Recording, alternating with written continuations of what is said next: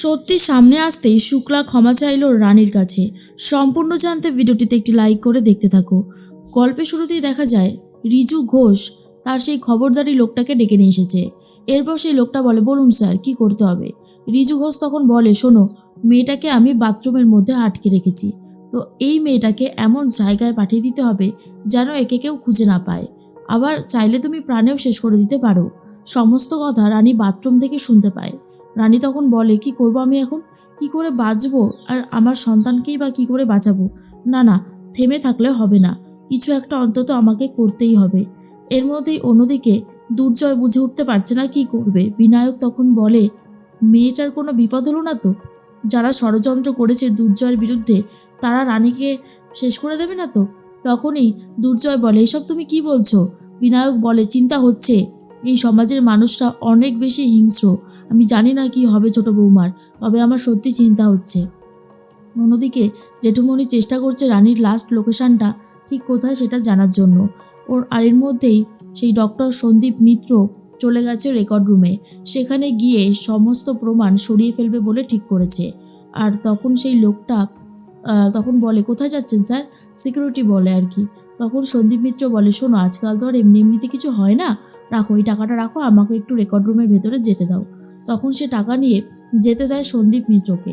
এরপর সন্দীপ মিত্র ভেতরে ঢুকে ফাইলটা নিয়ে নিয়েছে দুর্জয়ের আর বলে, ডক্টর দুর্জয় সেনগুপ্ত, তোমাকে আমার হাত থেকে কেউ বাঁচাতে পারবে না, এই কথাটা তুমি জেনে রাখো। তুমি খুব ভালো মতন ফাঁসবে, আর তোমাকে ফাঁসাবো আমি, ডাক্তার সন্দীপ মিত্র। তখনই চলে এসেছে ডাক্তার ভূমি চ্যাটার্জি অফিসারকে নিয়ে, আর এসে হাততালি দিতে শুরু করে। বলে, তাহলে শেষ পর্যন্ত ফেঁসেই গেলেন? অবশ্য যারা আজ পর্যন্ত অন্যায় কাজ করেছে, চুরি ডাকাতি যাই করুক না কেন, সত্যি কি আর চাপা থাকে বলুন? ঠিক সামনে চলে আসে, যেমনটা আপনার আসলো। সন্দীপ মিত্র বলে, আপনি আমাকে এইভাবে অপমান করতে পারেন না ম্যাডাম। ভূমি তখন বলে, অপমান? কি আর অপমান করেছি, এখন তো সবাই জানবে। একটু পরে নিউজ চ্যানেলগুলো সারা জায়গায় লাইভ টেলিকাস্ট করবে। আপনার ডাক্তারি লাইসেন্স ক্যান্সেল হয়ে যাবে, কারণ আপনি একজন ডাক্তার হয়ে অন্য আরেকজন ডাক্তারকে এভাবে ফাঁসাতে পারলেন? আপনার একবারও গায়ে বাঁধলো না যে আপনি এভাবে ফাঁসাচ্ছেন? কোনোদিন যদি ধরা পড়েন, আপনার ডাক্তারি লাইসেন্সটা বাতিল হয়ে যাবে। সন্দীপ মিত্র বলে, আমি কি করেছি যে আমার ডাক্তারি লাইসেন্স বাতিল হবে? তখনই ভূমি বলে, কি করেছেন মানে এখনো বুঝতে পারিনি তাই না? অফিসার, এই যে, এনাকে অ্যারেস্ট করুন। জানেন তো, আমি রানীকে খুঁজতে খুঁজতে রেকর্ড রুমের দিকে আসি, যেহেতু রেকর্ড রুম তাই অফিসারকে সাথে নিয়ে এসেছি। কিন্তু আপনি আপনি রেকর্ড রুমের ভেতরে ঢুকে কি করছিলেন, আর হাতে দুর্জয়ের ফাইলটাই বা কেন রয়েছে? তখনই সন্দীপ মিত্র বলে, স্যার আমার কথাটা একবার শুনুন। অফিসার বলে, ম্যাডাম কি প্রশ্নের উত্তর চাইছে সেই উত্তরটা ঝটপট দিয়ে দিন। সন্দীপ মিত্র কি বলবে নিজেই বুঝে উঠতে পারে না, আর অফিসার তখন সন্দীপ মিত্রকে অ্যারেস্ট করে। এর মধ্যে রানীর খবর তো পায়নি কেউই, রানীর জন্য সবাই চিন্তা করতে থাকে। এদিকে ওই গুন্ডাটা দরজা খুলে দেয়। রানী তখন বলে, একদম না, একদম কেউ কাছে আসবে না, তাহলে কিন্তু খুব খারাপ হয়ে যাবে। তখন রিজু ঘোষ বলে, আমাকে যখন মেরেছিলেন তখন কেমন লেগেছিল? দাঁড়ান, আপনাকেও একটু উচিত শিক্ষা দিই। এবারে আপনি আর কখনো আপনার হাজবেন্ডের হয়ে লড়াই করতে পারবেন না, এমন অবস্থায় আপনার করব। যখনই রানীর গায়ে হাত দিতে যাবে, দুর্জয় আর রিতম চলে এসেছে। দুর্জয় এসে দরজাটা ভেঙে ফেলে লাথি মেরে, আর এর মধ্যেই ঢুকে পড়ে। তখনই রানী বলে, দুর্জয়, দুর্জয় আমি এখানে। রিতম আর দুর্জয় মিলে রিজু ঘোষ আর তার গুন্ডাটাকে খুব মারতে থাকে, আর তারপর হাত বেঁধে রেখে দিয়েছে। রানী তখন বলে, দুর্জয় আমাকে আমাকে ধরো। এরপর দুর্জয় রানীকে ধরে তোলে আর বলে, রানী তোমার অবস্থা তো খুবই খারাপ। রানী বলে, দুর্জয়, দুর্জয় আমি তোমাকে বলেছিলাম না, সবাই মিলে একটা ষড়যন্ত্র করেছে, এই ফোনের মধ্যে সমস্ত প্রমাণ আছে। তখনই রিতম বলে, জানিস তো ভাই, দেখ, তোকে বারবার বলেছিলাম যে রানীর মতো মেয়ে হয় না, মিলল তো? এরপর রানী বলে, কিন্তু রিতমদা ফোনটা কিছুতেই খুলছে না। রিতম বলে, আমি গাড়ির মধ্যে থেকে পাওয়ার ব্যাঙ্কটা নিয়ে আসছি। বলেই পাওয়ার ব্যাঙ্ক নিয়ে এসে ভালো করে একটু চার্জ দিতেই ফোনের লক খুলে যায়, আর তারপরেই সে ভিডিওটা দেখতে থাকে যেখানে রিজু ঘোষ স্বীকার করেছে নিজেই সন্দীপ মিত্র যেমনটা বলেছে সেই অনুযায়ী কাজ হয়েছে। তখনই রিতম বলে, বলেছিলাম তো যে তুই কোনো অন্যায় করতে পারিস না, যতই তোর রাগ হোক, মানে আসুক না কেন, তুই কখনো পেশেন্টকে ভুল ওষুধ দিবি, এটা হতে পারে না। আমি জানতাম তুই নির্দোষ প্রমাণিত হবি, আর সেটাই হয়েছে। আজ না আমি খুব খুশি, জানিস তো ভাই। এরপর রানীকে জড়িয়ে ধরে দুর্জয় আর বলে, thank you Rani, thank you, তুমি না থাকলে হয়তো কিছুই সম্ভব হতো না। রানী তখন বলে, কেন দুর্জয়, এখনও তুমি আমাকে কথা শোনাও? আমাকে মারতে আসো, কত কিছুই তো করেছো। আমাকে খারাপ খারাপ কথাও বলেছো তুমি আর তোমার মা। জেনে রেখো দুর্জয়, এখন যখন বাড়িতে যাব না, তোমার মা আমাকে এখনও খারাপ কথাই বলবে। কিন্তু আমি আর তোমাকে ক্ষমা করব না। তুমি তো আমার হয়ে প্রোটেস্ট করো না কিছুতেই, কিন্তু আমি কিছুতেই তোমাকে আর ক্ষমা করব না, অনেক হয়ে গেছে। রানী তখন চলে যায় সাইডে। এর মধ্যেই ফোন করেছে ভূমি চ্যাটার্জি আর দুর্জয়কে জিজ্ঞেস করে, ডাক্তার দুর্জয় সেনগুপ্ত, বলছি রানীকে পাওয়া গেছে?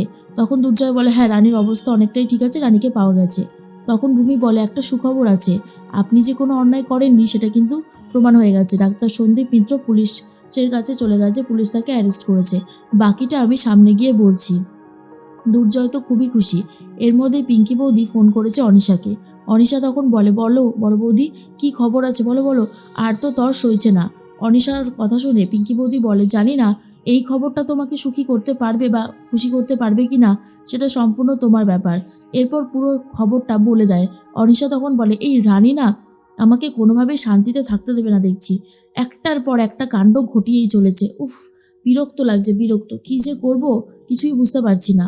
আর তখন অনিশা ভয় পেয়ে যায় আর ভাবে, এবার তো জয় সবটা জেনে যাবে যে এই ষড়যন্ত্রের পিছনে খানিকটা আমিও আছি। আর অন্যদিকে রানীকে নিয়ে আসা হচ্ছে। তখনই বিপাশা বলে, সত্যি আজ রানী কিন্তু অনেক বড়ই একটা রিস্ক নিয়েছে। এরপর সৌনক বলে, একবার ভাবো তো জেঠিমণি, আজ যদি ভাইয়ের জন্য কোনো প্রমাণ জোগাড় না হতো, তাহলে কি আমি সত্যি ভাইকে নির্দোষ প্রমাণিত করতে পারতাম? পারতাম না, কারণ হাতে কোনো প্রমাণই নেই। এরপর রানী চলে এসেছে। রানীকে দেখে সবাই মিলে বলে, ওই তো রানী চলে এসেছে। রানীকে দেখে তখনই এগিয়ে গেছে দেবু আর বলে, এই যে আমার ঝাঁসির রানী চলে এসেছে। তখন বিপাশা বলে, আচ্ছা হয়েছে হয়েছে, ওকে একটু বসতে দাও, ওর ওপর থেকে তো আর কম দখল যায়নি। তখন রানী বলে, না না আমি ঠিক আছে, আমাকে নিয়ে এত ভাবতে হবে না। এরপরে ভূমি চ্যাটার্জি এসে বলে, রানী তুমি ঠিক আছো তো? এই কটা দিন কিন্তু তুমি নিজের শরীরের ওপর অনেক স্ট্রেস দিয়েছো, দয়া করে আর এমনটা করো না, তাহলে কিন্তু বেবি এবার ক্ষতি হবে। রানী বলে, না আমি আর কিচ্ছু করব না ডক্টর আন্টি, কারণ আমার কাছে আমার বাচ্চাটার সব কিছু অনেক বেশি আগে। এরপরেই ভূমি বলে, ব্যাস তাহলে তার কোনো কথাই নেই। তারপর ডাক্তার দুর্জয় সেনগুপ্ত, কেমন লাগছে নির্দোষ প্রমাণিত হয়ে? আর আপনার এই খবরটা কিন্তু চারিদিকে ছড়িয়ে গেছে। তখনই বাড়ির প্রত্যেকটা মানুষই খুব খুশি হয়েছে। জেঠুমণি বলে, শেষ পর্যন্ত রানীর জন্যই সব কিছু সম্ভব হলো। অথচ দেখো, বারবার যা কিছু হয়েছে কিনা এই মেয়েটাকেই অনেকে দোষারোপ করেছে। তখন শুক্লার কথাই বলে, আর শুক্লা কোথায় সেটা এখনও বুঝতে পারছে না। বিনায়ক বলে, আমি তোমাকে আশীর্বাদ করি মা, প্রাণ ভরে আশীর্বাদ করি, তুমি জীবনে অনেক বড় ডাক্তার হও, সাফল্য তোমার কাছে আসুক। এরপর শুক্লা বুঝতে পারে তার ভুলটা। বিপাশা বলে, কি শুক্লা, এখন কিছু বলো, তোমার ছেলেকে কিন্তু বাঁচিয়েছে রানী নিজে, নিজের জীবনের পরোয়া না করে কিন্তু ছুটে গেছে দুর্জয়ের জন্য প্রমাণ জোগাড় করে আনতে। এরপর শুক্লা নিজের ভুলটা বুঝতে পারে আর ভাবে, সত্যি ছোট বৌমা, আমার ভুল হয়েছে, আমি আর কখনোই এমনটা করব না।